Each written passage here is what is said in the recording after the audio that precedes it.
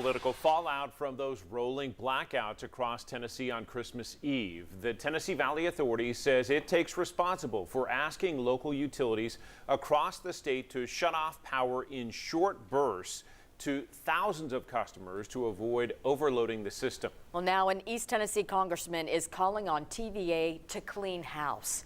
10 News reporter Vinay Simlot spoke with him and joins us with his perspective. Vinay. Robin, Congressman Tim Burchett sent a letter to the president and CEO of TVA asking why the utility couldn't handle the power load this weekend, as almost everyone in Tennessee felt the impact. They have one job, and they failed at that job. That's the bottom line. Congressman Tim Burchett says TVA needs to answer for rolling blackouts this weekend. When you throw that switch, the power is supposed to come on, and they failed. They failed us. The congressman says he lost power on Christmas Eve.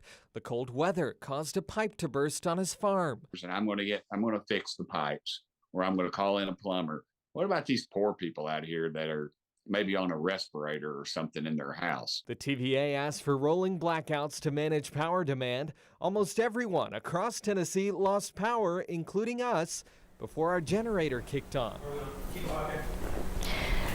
All right, folks, if you are just now tuning in, we did just take a power bump here at the station. We can't have rolling blackouts. People's lives literally depend on it. Steve Smith is the executive director of the Southern Alliance for Clean Energy. He says TVA needed to focus more on efficiency to avoid events like this. If their only focus is to sell as much power as possible, make as much money basically, then they accept the waste. Both Congressman Burchett and Smith say they'd like a review of the blackouts. TVA is a federal self-regulated monopoly that doesn't have the same level of oversight. $8 million a year, brother.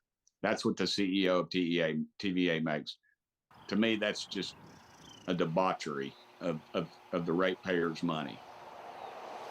Again, Congressman Burchett says he'd like the TVA to clean house. He wants its president fired and the board restructured. And he says he'd like the board to have experience with utilities and more oversight over TVA.